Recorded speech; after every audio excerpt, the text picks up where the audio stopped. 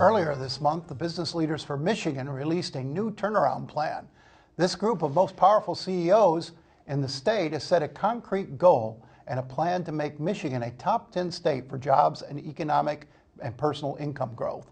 Joining us is the president and CEO of Business Leaders, Doug Rothwell. Doug, thanks for being with us. Good to see you, Nolan and Steve. Yeah, no, good to see you. So you have, Business Leaders has been very aggressively sort of trying to set an agenda for turnaround in Michigan. And your first part of that focused on state government. And you had a long list of things that needed to be done to make us more competitive that way. Now you're turning more to assets and less government focused, more private sector, rebuilding and leveraging what we have to get done. What's the difference between those two? I mean, you were very successful with the government part of it. So much of that got done. What's the checklist look like for this other stuff? Well, first there is still a checklist for government to do, and while they've made a lot of progress, Steve, there's still more they could do to make Michigan more competitive and to frankly memorialize some of the good practices that they've started these last year or two. But we do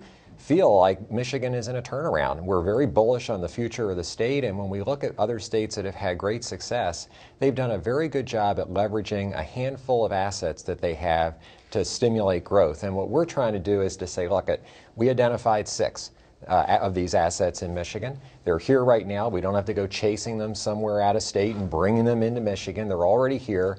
What we need to do is kind of just focus more effort by business, civic organizations, foundations, and government to leverage those to accelerate growth. So you're looking for more jobs, and you're looking for better paying jobs. And when you look at sort of your dashboard, to borrow the governor's word, Michigan has already moved from 35th to 7th in terms of the attractiveness of its business taxes.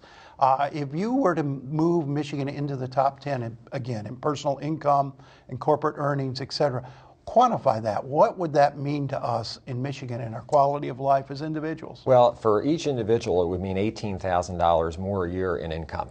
And when you add that then for a family of 4, you're talking about as much as $70,000 more per year. And the way you get there is to have a more educated workforce, to have people that have more skills, to be able to create jobs that have higher paying incomes to them, and also then that leads to the revenues that we need for government to provide the quality of life and the services that we want for a state like Michigan. So, when you talk about those kind of things, some of those things require more government investment. I mean, creating a more educated workforce means putting some more money in schools or putting money in higher ed, right? Yeah, and we were just up there this week talking about higher education and how important it is. I mean, the state has basically disinvested over the last 10 years in our university system. We, 10 years ago, funded universities as a top 10 state would. Today we're in the bottom 10, 30% real cut in dollars. And what we've seen is that the tuitions have gone up dollar for dollar almost on the backs of kids. The universities have done a great job raising money to kind of make sure that at least poor kids have a chance to still go to college, but the middle class kids are really getting hurt. And so we went up there and basically said, look, you're spending 5-6 times more per person on housing prisoners than you are on putting kids through college, and we don't think that's the right set of priorities. So you're not necessarily saying grab the surplus and apply it to universities. You want to find savings in other areas of government? Exactly. We think that we spend more on corrections, as an example, in Michigan than other states do. There are still opportunities to, as the economy improves, we can incrementally add funds to universities without raising taxes. And what we're calling for, basically, Nolan, is about $100 million a year over the next 10 years. And just as an opportunity, the universities will have to earn this. We're not asking for a blank check. We're saying there are specific standards and metrics those universities have to hit in order to access the money. Do you really believe there's that kind of savings in the prison system? Well, we spend about 25% more per prisoner now than Ohio does, more than most of the Great Lakes states do to house prisoners. So even without getting into sentencing reform, we think that there's money there. We do. And that's one of the areas where, I mean, that was one of your checklist items for government reform. We haven't made a lot of progress on that. I mean, it seems like in the first year, the governor it wasn't a top priority for him, and the legislature was resistant to it. I mean, we really still have to have a real conversation about that issue. We do, and I think part of it is because we do have, workers that are probably paid a little bit more, running the prisons than the other states do. Some of it is we don't privatize as much services as other states do in the prisons. But part of it is the management structure, and we've just got to get into that. Well, and the Attorney General just released a opinion that state law prevents a lot of the privatization that Right. the governor had tried, and we still have a lot of laws on the books in a lot of areas that prevent efficiency of government. What should the Snyder and the legislature need to do this year to attack all of those built-in legislative inefficiencies? Yeah, I think that this year the governor has said he wants to make it the year of implementation and really efficiency, and I think that's the right approach. Is that it's an election year, there's probably not too much you can get through the legislature. Let's look inside state government and, frankly, Nolan, get off the shelf some of those productivity reports that have been prepared the last few years that identified a lot of the changes that could be made, and let's see how many savings we could get to put into things like higher education that matter. But your report wasn't heavily on what government can do. This is more of a payback to government for the things they did. You're envisioning a good deal of business investment and a good deal of business reform and initiatives. Give us some examples of how you see this playing out. Well, again, we identified these 6 assets that we think already exist in Michigan. One of them is the fact that our geographic location gives us an ability to be an alternative to Chicago to move goods and services around. If you take that asset and the 5 others, we think that you could create as many as 500,000 new jobs in the state over 10 years.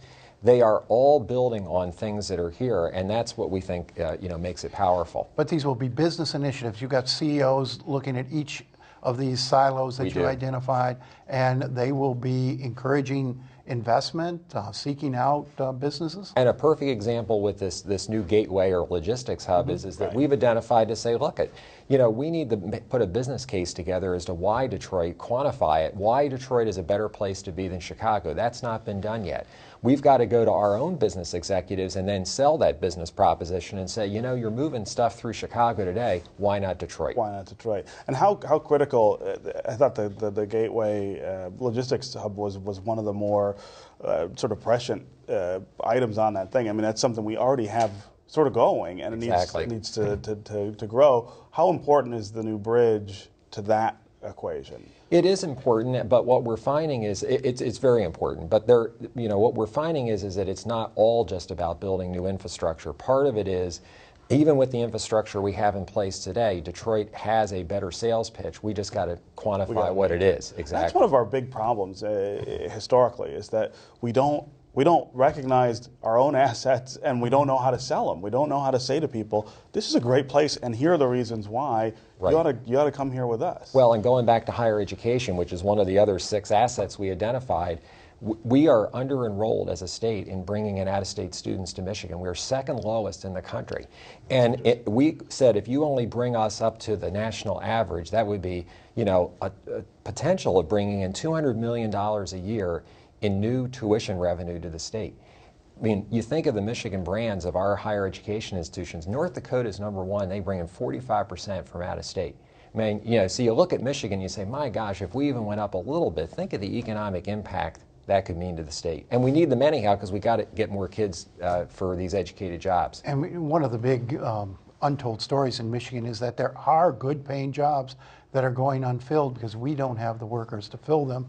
And we've talked before about Michigan companies going down to the Space Coast looking for technicians and engineers and what have you.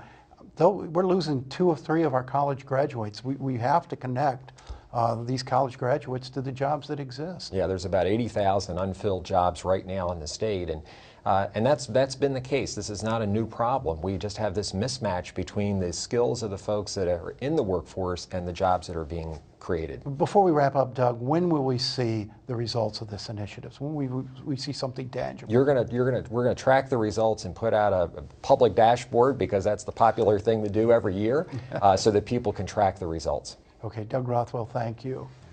Thanks to Doug, and thanks to you for joining us. I'm Nolan Finley. And I'm Stephen Henderson. Nolan and Debbie. We'll see you next time on Am I Right?